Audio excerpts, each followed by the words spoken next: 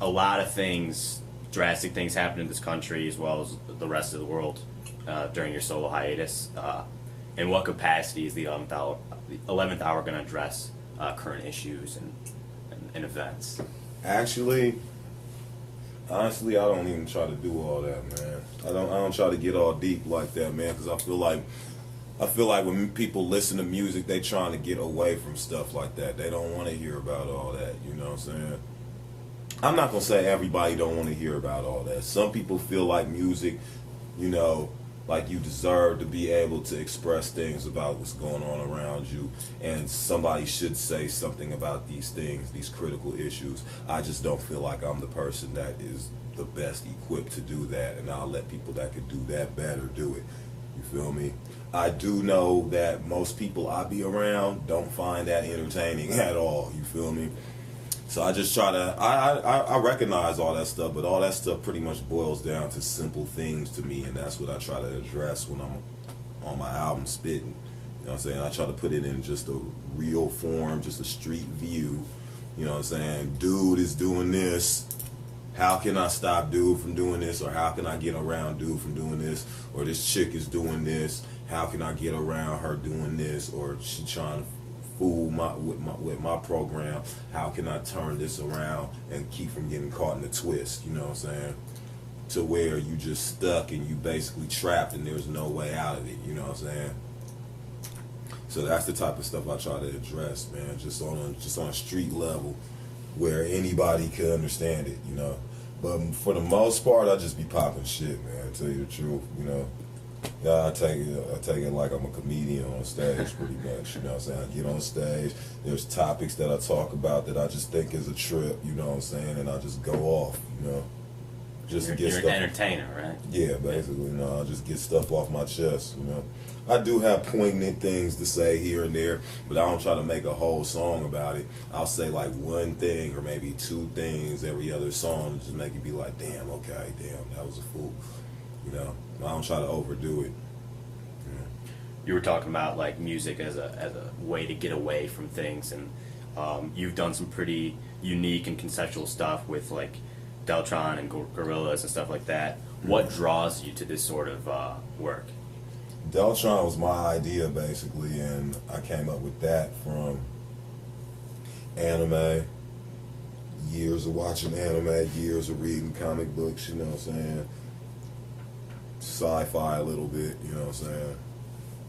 Reading books, you know what I mean? And, you know, it just came up like that. Really, it was damn near like a marketing idea as well. Because I was kind of thinking about it, and I was wondering what would be the basis to even release something like that with. Because I didn't want to just make it as a hobby and then I didn't do nothing with it. And there was this game out called Mega Man. I don't know if you ever played Mega Man before. Yeah. Well, they had a new Mega Man called Mega Man X, right? That's the one I played. Yeah, okay. See, I grew up on Mega Man, the very first Mega Man on like Nintendo, you know what I'm saying? So I seen it go through Mega Man like 6 or 7, whatever. And then they come out with Mega Man X. And Mega Man X was pretty much the same game, but with souped up graphics. You could do hella more stuff, you know what I'm saying? It just looked more futuristic, more slicker, you know? And that's kind of what I based Deltron around.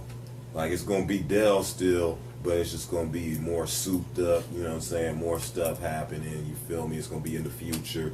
That's how that was my marketing, you know what I'm saying? My marketing bag. Somebody asked me, I'll be like, okay, you know, this is why you should buy it. It's not Del.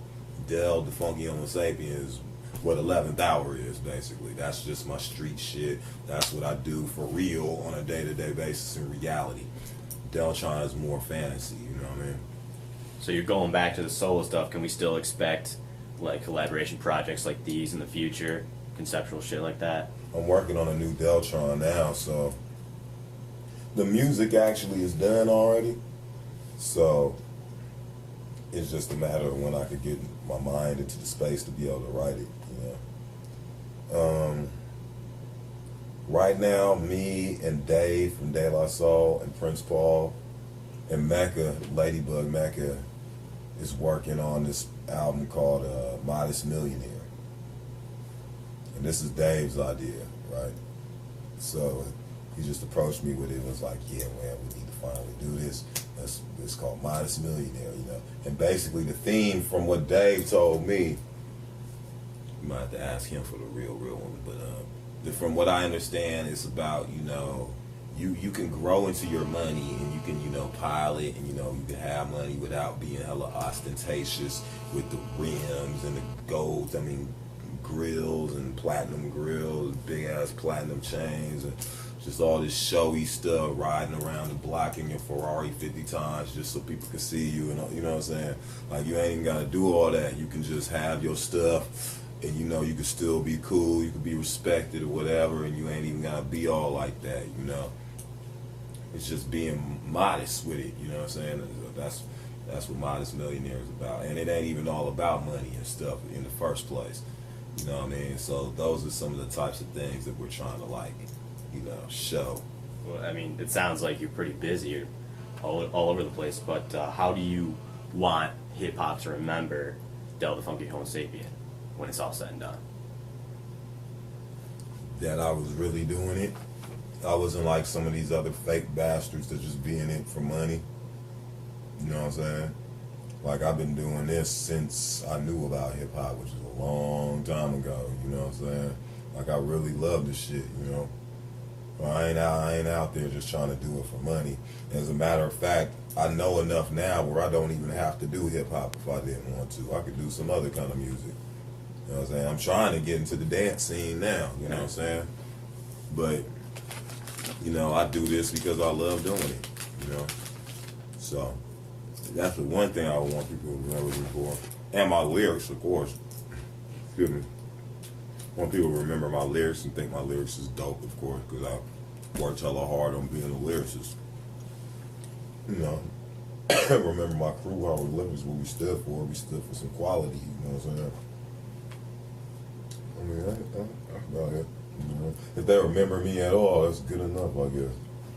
You know what I'm saying? Yeah. Yo, what's up? This is Del, the Funkee Homosapien, man. I'm down with hieroglyphics from Oakland, California, man. Right now, you checking out Drop Magazine, alright? This is where you can get the drop on all things hip-hop, okay? So please, don't miss it. If you're really interested in that real hip-hop, this is the place you As well, if I get paid well, kick it myself. Bring me a 40 as I ride my rhinoceros. You don't like it when you got the kid where the sun don't shine. Something like my behind, I lose a man when I'm a B5. Got to feel good, everything I feel good, make for real good. I take a beat a little bit, I make you sing. Boy, you have a stupid. Come on, the booty make you shake your arm to the brand new G-Funk. Take a chunk, a munch like a hump to the dark skinned girl. We was on the 84.